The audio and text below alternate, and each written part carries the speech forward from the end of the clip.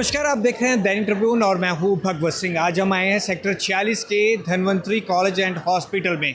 इस कॉलेज के और हॉस्पिटल के आज 50 साल पूरे हो गए हैं, जिस अवसर पर ये स्वर्ण जयंती समारोह बना रहा है। यहाँ मुख्य अतिथि के तौर पर हरियाणा के मुख्यमंत्री नायब सैनी पहुँचे, जिन्होंने धन्वंतरी कॉलेज एंड हॉस्पिटल के एकेडमिक ब्लॉक का उद्घाटन किया और यहाँ पर कार्यों की समीक्षा की। साथ ही साथ उन्होंने बताया कि हरियाणा में किस कदर आयुर्वेद को बढ़ावा देने के लिए हरियाणा सरकार काम कर रही है। धन्वंतरी आयुर्वेद कॉलेज का गोल्डन जुबली आज हम मना रहे हैं। 50 वर्ष का कार्यकाल पूरा किया। आप सबको मैं इस प्रतिष्ठित संस्थान के गौरवशाली 50 वर्ष पूरे करने पर आप सबको बहुत बहुत बधाई और शुभकामनाएं मैं देता हूं।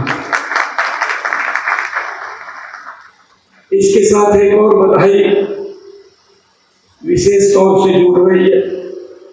आज ही के दिन हमारे बीएमएस के जो छात्रों का रिजल्ट आया है, उनको सभी हमारे उत्तीर्ण छात्रों को मैं बहुत बहुत बधाई और शुभकामनाएं देता हूं। और हम सब में से, हमारे बीच में से ही हमारी बेटी दिव्या, जो बीएमएस की सेकेंड ईयर की छात्रा है, जिसने यूनिवर्सिटी में टॉप किया है, मैं उनको विशेष तौर से बधाई देता हूं। धन्वंतरी कॉलेज सेक्टर 46 में हम सब ने देखा होगा, लेकिन इनके फाउंडिंग मेंबर हमारे साथ हैं, उनसे खास बातचीत करते हैं। राममूर्ति महाजन इनका नाम है। 1975 में जब इस कॉलेज की स्थापना की गई तो ये उनमें से एक फाउंडिंग मेंबर है। उस टाइम 11 मेंबर थे, अब 2 मेंबर रह गए, उनमें से एक मेंबर है राममूर्ति महाजन जी। महाजन जी, ये जर्नी बताएं थोड़ा सा धन्वंतरी कॉलेज के बारे में। 1975 में कैसे शुरू किया था? ऐसा है, ये हमारी जो संस्था थी, उन्होंने सामाजिक सेवा के लिए ये काम किया था और अपने पास से भी पैसे देते थे, लोगों से भी मांगते थे। कोई फंड हमें मिलते नहीं थे कहीं से, लेकिन ये पौधा उस टाइम का लगा हुआ अच्छी नेचर से लगा था, इसलिए आज हम इतनी ऊपर पहुंचे हैं कि चंडीगढ़ में नहीं, दुनिया में नाम है। और मुझे इतना याद है कि जब 11 मेंबरों ने यहाँ सोसाइटी बनाई थी, मुझे तो बहुत बाद में बनाया होगा, क्योंकि मैं क्या बोलते हैं उसको, आयुर्वेदिक हूँ, तो ये आयुर्वेदिक सोसाइटी है। पर उस टाइम मुझे अच्छा लगा था कि हम लोगों के लिए काम करेंगे।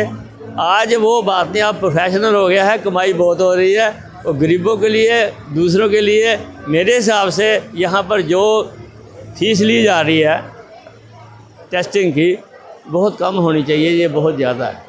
तो मैं तो सामाजिक सेवा में हूँ, मुझे कोई चीज़ का सिर्फ लालच नहीं है, लेकिन मैं चाहूँगा कि जितना बड़ा कॉलेज आज बन गया है, उतनी हम लोगों को फैसिलिटी दें, ताकि उनको पता लगे कि जिन आदमियों ने 1100 रुपये दे के मेम्बर बने थे, आज लाखों रुपये, 20 लाख रुपये दे के मेम्बर बनते हैं, लेकिन उन्हें सेवा भावना नहीं है। राममूर्ति महाजन जी, वो चीज़ बताएं, आप जब इसके साथ जुड़े थे तो स्टार्टिंग में कैसे कैसे मेहनत की थी आपने? आपने बोला कि गरीबों की सेवा करना मकसद था। ऐसा है, पहले ये कॉलेज 28 सेक्टर में कोठी पे चला था, उसके बाद फिर 33 सेक्टर में आ गए।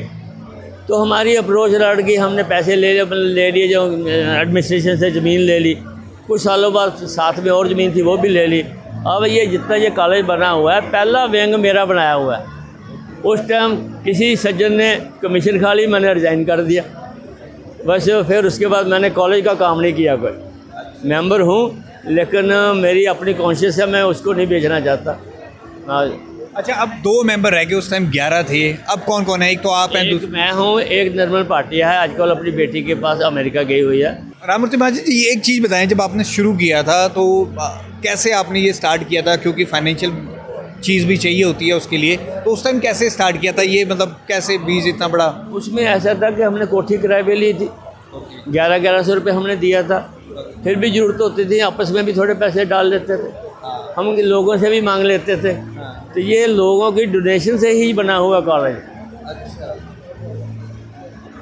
तो बाद में फिर सरकार ने मदद की अच्छे कामों से? सरकार ने मदद तो नहीं हमने ली, लोगों से पैसे मिले हैं, फीसें आती हैं, डोनेशन लेते रहे एडमिशन के टाइम में, तो उससे अब यहाँ पर पहुँचे। आपको लगता है इस तरह के कॉलेजेस और भी खुलने चाहिए ताकि लोगों की मैं तो मदद? ये कहूँगा कि हमारे टाइम को छोड़ो, इस ज़माने में जो हम एजुकेशन के लिए बाहर जाते हैं उसकी बजाय लोग बाहर से यहाँ पढ़ने आए, हमें ऐसे सेटअप बनाने चाहिए। और आपकी उम्र 85 साल मेरी आपकी उम्र उम्र है, तो- लेकिन कुछ तकाजा मेरी उम्र को ज़्यादा नहीं है, 85 हूँ सिर्फ। बाकी है कि अब भी मैं यंग हूँ, मैं किसी को कहता ही नहीं मैं बूढ़ा हो गया, मैं तो ये कहता हूँ सीनियर सिटीजन हूँ। हमारे साथ जनरल सेक्रेटरी है नरेश मित्तल सर। मित्तल सर, आज 50 साल पूरे हो गए हैं कॉलेज के, किस तरह से देखते हैं? ये आज से 50 बरस पूर्व हमारे सोसाइटी के 11 सदस्यों ने एक छोटा सा बड़ी सोच के साथ जो एक बीज बोया था, आज उसने वट वृक्ष ले लिया है, जो आपके सामने है। चंडीगढ़ में आयुर्वेद का अकेला संस्थान है और भारतवर्ष के बहुत चुनिंदा कॉलेज में नंबर आता है इसका। प्राइवेट कॉलेज में हम बेस्ट माने जाते हैं और बड़े एक्सपेंशन मोड में है, जैसा आप देख रहे हैं। आज जो हमारा सेक्शन ब्लॉक है, एकेडमिक ब्लॉक है, उसकी डेडिकेशन नए ब्लॉक की माननीय मुख्यमंत्री हरियाणा कर रहे हैं। 250 बेड का अस्पताल शुरू हो चुका है, साल 2 साल में बन जाएगा। 100 यूजी सीट हैं, पीजी हैं, आने वाले समय में हम पीजी और बढ़ा रहे हैं, पीएचडी शुरू कर रहे हैं, पैरामेडिकल स्टाफ शुरू कर रहे हैं। और प्लस आम आदमी का ख्याल करते हुए जो कैंसर एक बहुत बड़ी बीमारी बन चुकी है, उसके डायग्नोस्टिक का एक बड़ा कॉस्टली पेट स्कैन होता है जो मार्केट में 20-22 आ रहा है। आने वाले जब ये अस्पताल पूरा हो जाएगा, हम वहाँ पेट स्कैन पीजीआई रेट पे शुरू करेंगे ताकि आम आदमी को सुविधा मिले। अभी भी डिलीवरी फ्री होती है, चाहे नॉर्मल हो चाहे सिजेरियन हो।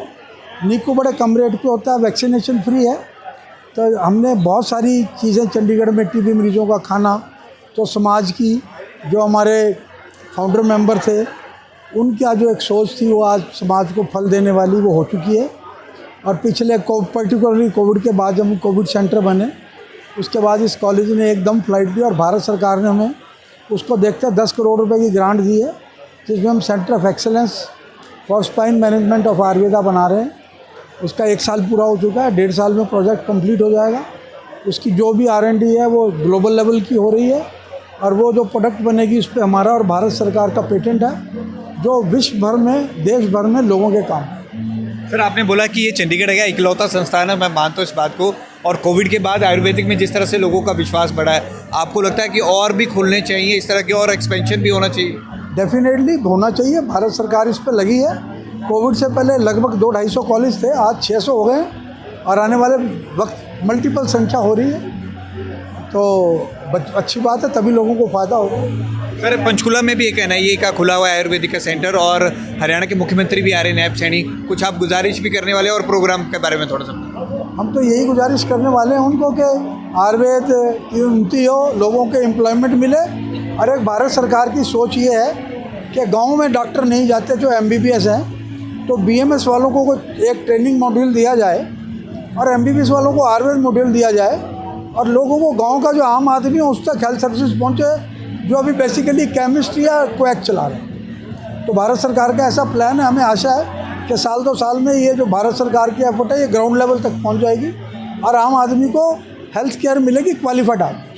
एक सर, यहाँ पर पेशेंट किस तरह से आता है, क्योंकि PGI वगैरह सब अपना डाटा रिलीज़ करते हैं, आपके यहाँ पेशेंट बहुत आता है लेकिन आप कभी बताते नहीं, इसके बारे में बताएं। कितना पेशेंट आता है, कितने लोगों को यहाँ पे फायदा? लगभग 300-350 की रोज़ OPD है। OPD और हमारी 10 OPD हैं स्पेशलाइज्ड और इंडोर हॉस्पिटल है 125 का, जिसमें जनरल वार्ड भी है फ्री और पेड भी है। मुझे बताते हुए गर्व है कि तकरीबन पंचकर्मा के लिए वेटिंग पीरियड है, क्योंकि पंचकर्मा में इंडोर कराते हैं, तो इसके लिए हमारे पास सिफारिश आती है और हमें लगता है पर वो जो 250 बेड का हॉस्पिटल है उसके बनाने से वो मांग पूरी है। Thank you. सही मायनों में अगर हम बात करें तो धनवंतरी कॉलेज एंड हॉस्पिटल की जिस तरह से सन 1975 में स्थापना हुई थी और आज इसके 50 साल पूरे हुए हैं, ये बहुत बड़ा अवसर है। इस मौके पर हमने एजुकेशन सोसाइटी के जनरल सेक्रेटरी नरेश मित्तल और इसके फाउंडिंग मेंबर, जो कि अगर हम कहें उस समय 11 फाउंडिंग मेंबर थे, उनमें से 1-2 अब फाउंडिंग मेंबर बचे हैं, राममूर्ति महाजन से हमने एक खास बातचीत की। निसंदेह ये आयुर्वेद के क्षेत्र में बहुत ही बेहतरीन कार्य कर रहे हैं और आने वाले दिनों में और भी कार्य करेंगे। द इंटरव्यू के लिए भगवत सिंह की रिपोर्ट।